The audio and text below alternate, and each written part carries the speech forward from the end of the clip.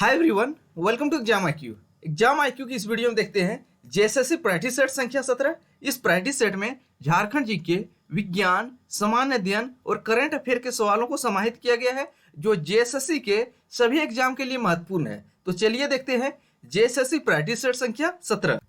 पहला सवाल है, झारखंड की भोक्ता समुदाय को किस जनजाति वर्ग में शामिल किया गया है। तो एक करंट अफेयर का सवाल है, तो झारखंड की भोक्ता समुदाय को कौन से जनजाति वर्ग में शामिल किया गया है। तो इसका सही आंसर हो जाएगा खरवार। तो खरवार जनजाति वर्ग में शामिल किया गया। और झारखंड में टोटल कितनी जनजाति है? टोटल 32 जनजाति है। उसमें 8 जनजाति को आदिम जनजाति का दर्जा प्राप्त है, 8 जनजाति। और झारखंड की 32वीं जनजाति कौन है? तो झारखंड की 32वीं जनजाति जो है कोल है, 32वीं जनजाति। और खरवार जनजाति झारखंड की लड़ाकू जनजाति मानी जाती है। तो झारखंड की लड़ाकू जनजाति खरवार जनजाति या झारखंड की जनजाति में आपको पढ़ना है। अगला है, झारखंड राज्य भारत के मानचित्र पर अवस्थित है। तो झारखंड जो है भारत के मानचित्र पर कहाँ स्थित है? तो इसका सही आंसर हो जाएगा झारखंड भारत के उत्तर पूर्वी भाग में है। तो ऑप्शन बी सही हो जाएगा। और झारखंड का क्षेत्रफल कितना है? 79,714 किलोमीटर झारखंड का क्षेत्रफल है। और भारत के कुल क्षेत्रफल का कितना है? 2.42% भारत के कुल क्षेत्रफल का झारखंड में है। अगला सवाल देखते हैं, अंतर्राष्ट्रीय ओलंपिक समिति की सदस्य के रूप में नामांकित की जाने वाली प्रथम भारतीय महिला का नाम क्या है? तो अंतर्राष्ट्रीय ओलंपिक समिति की सदस्य के रूप में कौन नामांकित हुई है? प्रथम भारतीय महिला है। तो इसका सही आंसर हो जाएगा नीता अंबानी। ऑप्शन ए इसका सही है। और सुमित्रा महाजन जो है लोकसभा स्पीकर रह चुकी है, सुमित्रा महाजन। अगला है, निम्न में से कौन सा राज्य झारखंड का पड़ोसी नहीं है? तो झारखंड का पड़ोसी राज्य कौन सा नहीं है? तो झारखंड का पड़ोसी उड़ीसा है, बिहार है, छत्तीसगढ़। तो मध्य प्रदेश जो है झारखंड का पड़ोसी राज्य नहीं है। और झारखंड जो है अपने 5 राज्यों के साथ सीमा साझा करती है। कितने राज्य? 5 राज्य। कौन कौन है?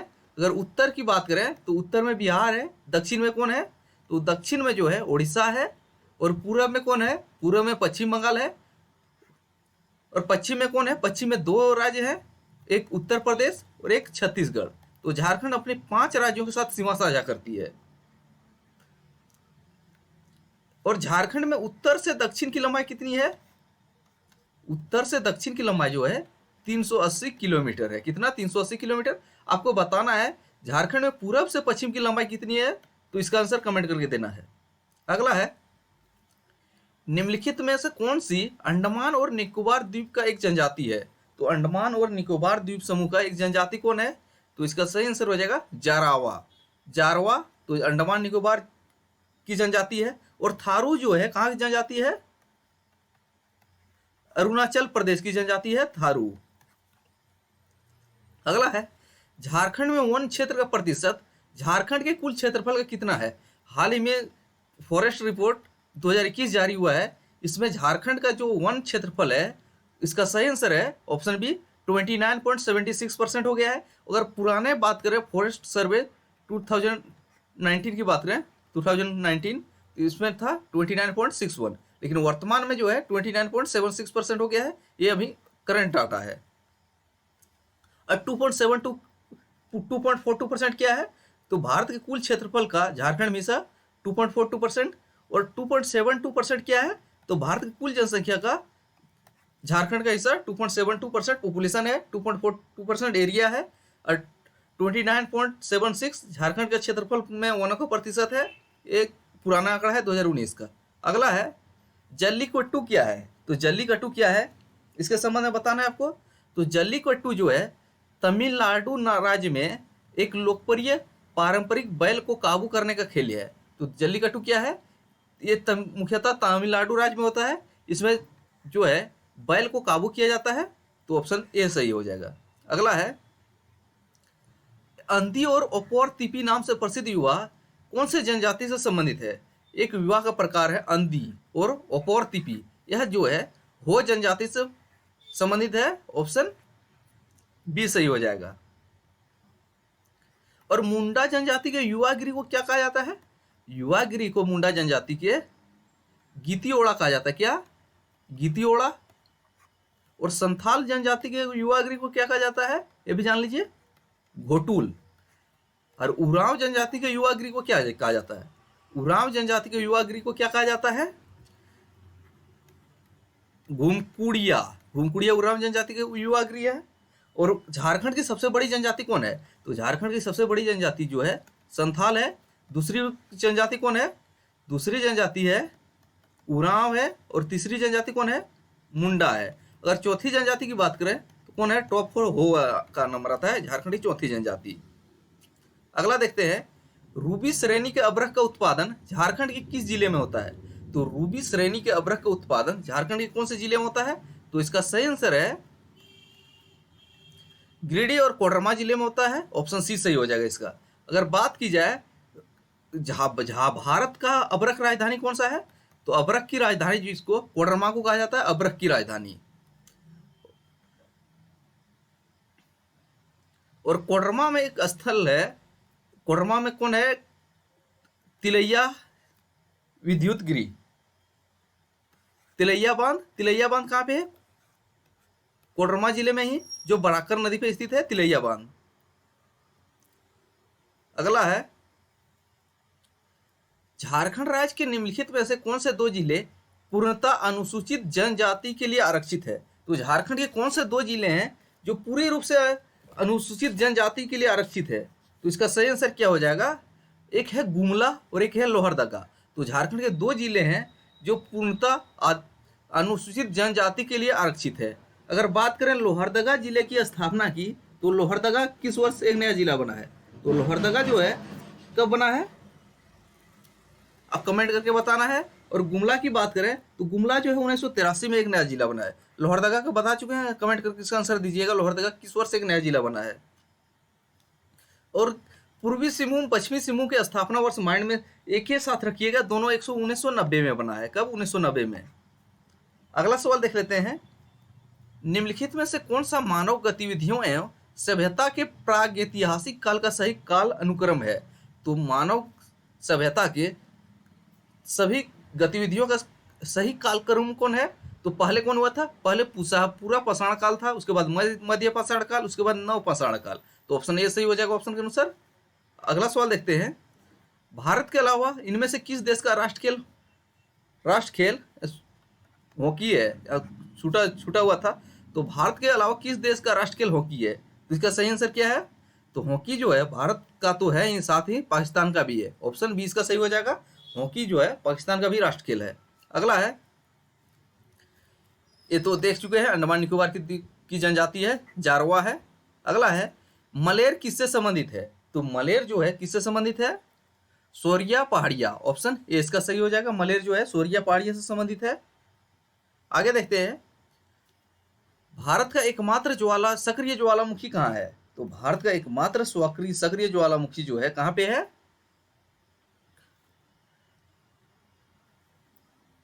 बैरन द्वीप में है। ऑप्शन बी इसका सही हो जाएगा। अगला है, किरिंग बापला किस आदिवासी से संबंधित है? तो कौन से जनजाति से संबंधित है किरिंग बापला? तो इसका सही है संथाल जनजाति से संबंधित है। और संथाल जनजाति के युवा गृह क्या कहलाते हैं? बता चुके हैं, घोटूल। और युवा और संथाल जनजाति के धार्मिक प्रधान क्या कहलाते हैं? धार्मिक प्रधान जो है नायके कहलाते हैं। अगला सवाल देखते हैं, किस सहायक संधि के आधार पर ब्रिटिश अपनी पूरी शक्ति का प्रयोग करके बाह्य और आंतरिक खतरों में भारतीय रियासतों की सुरक्षा करने के लिए जिम्मेदार है? यह किसके द्वारा प्रतिपादित किया गया था? तो एक सहायक संधि हुआ था, इसमें ब्रिटिश जो थे वे भारत के बाह्य और आंतरिक खतरों को सुरक्षा करने के लिए जिम्मेदार था। यह किसके द्वारा प्रतिपादित किया गया था? यह सही आंसर क्या हो जाएगा? Lord Wellesley. ऑप्शन सी सही हो जाएगा। और लॉर्ड वेलेस्ली जो है 1798 से लेके 1805 तक भारत में गवर्नर जनरल रहे थे। और भारत में सहायक संधि सबसे पहले किसने शुरू किया था?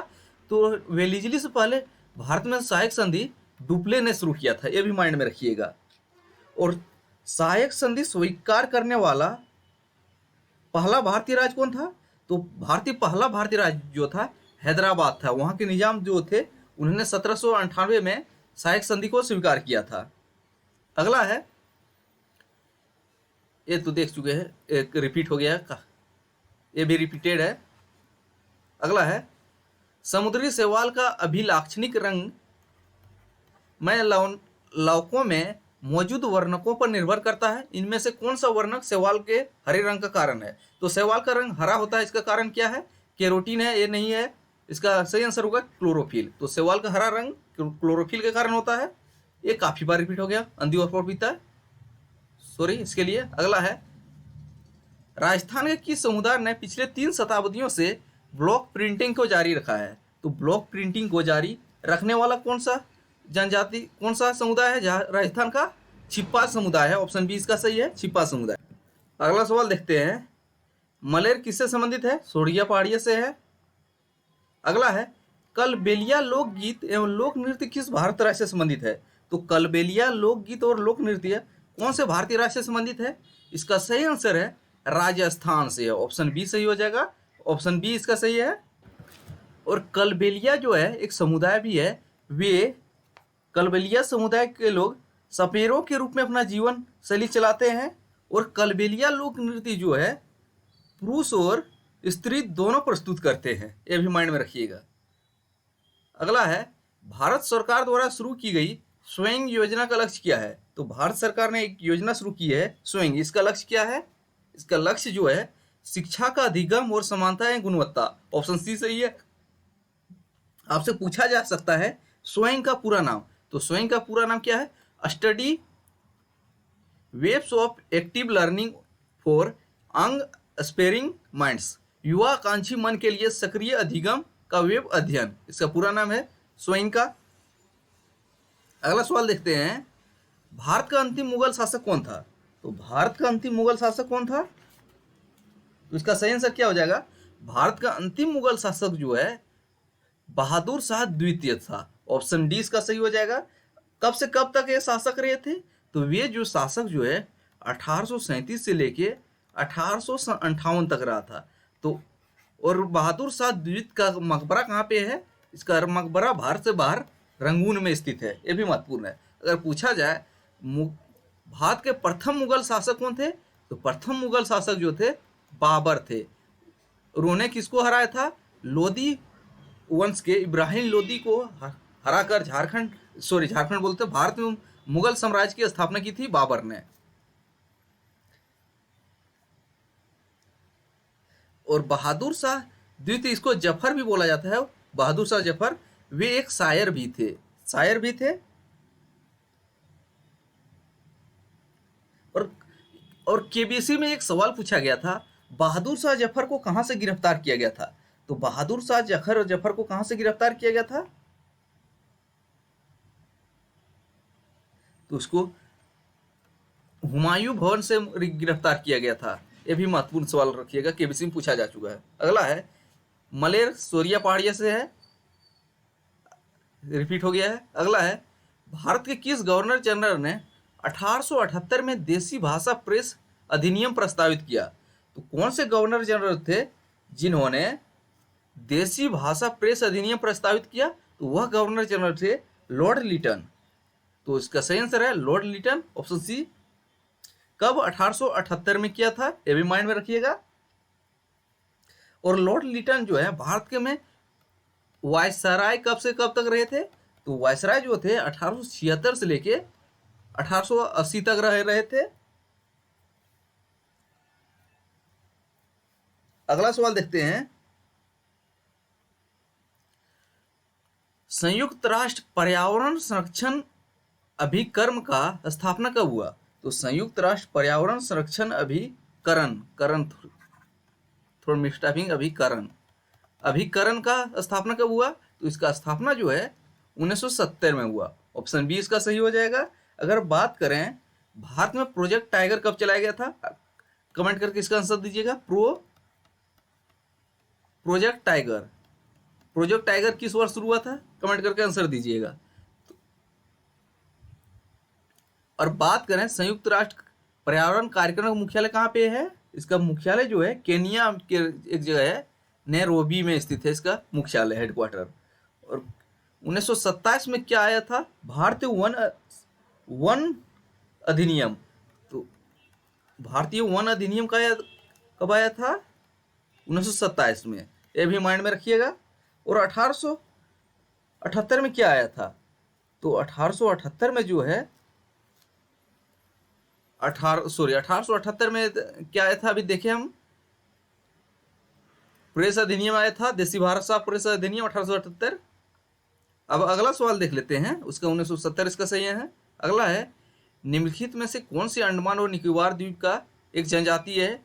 जारवा है, देख चुके, रिपीट हो गया, पेस्ट हो गया होगा, सॉरी। हिमालय के बाह्य भाग को क्या कहा जाता है? तो हिमालय के बाह्य भाग को क्या कहा जाता है?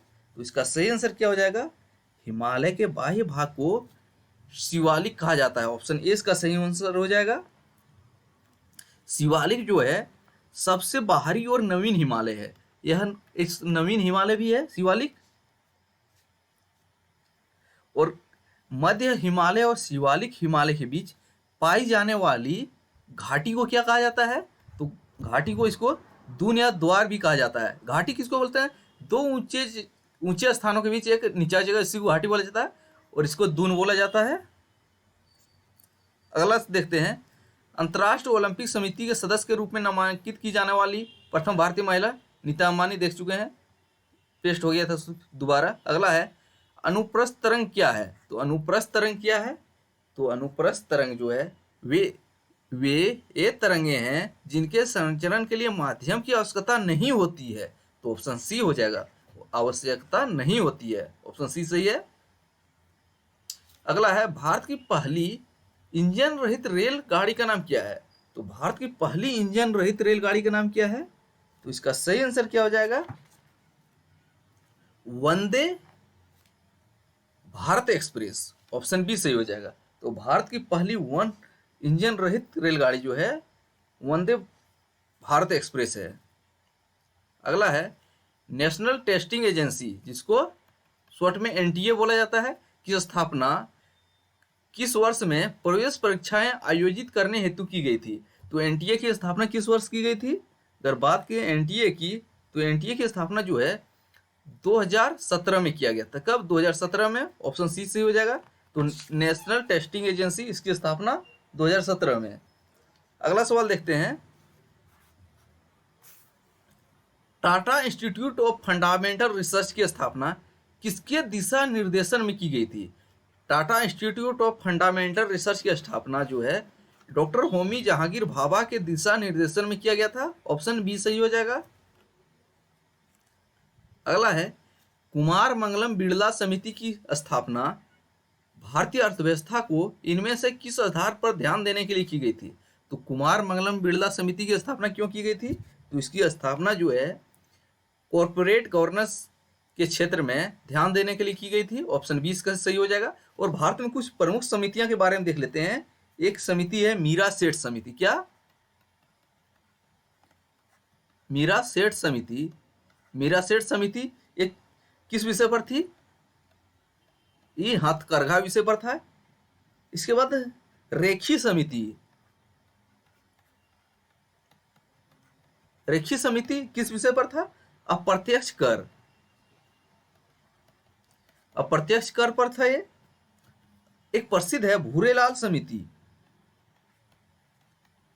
भूरेलाल समिति ये किस विषय पर था? ये मोटर वाहन टैक्स में वृद्धि पर था। मोटर वाहन कर वृद्धि पर था भूरेलाल समिति। इसके बाद अन्य समिति है, एक है गोस्वामी समिति, माइंड में रख लीजिएगा। गोस्वामी समिति एक यह किस विषय पर था? औद्योगिक रुग्णता के विषय पर था गोस्वामी समिति। और सत्यम समिति किस विषय पर था? सत्यम समिति जो था वस्त्र नीति पर था।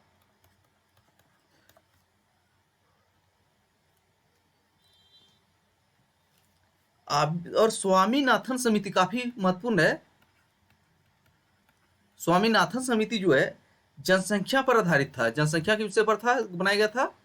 तो ये थे जेएसएससी प्रैक्टिस सेट 17 के लिए कुछ महत्वपूर्ण सवाल।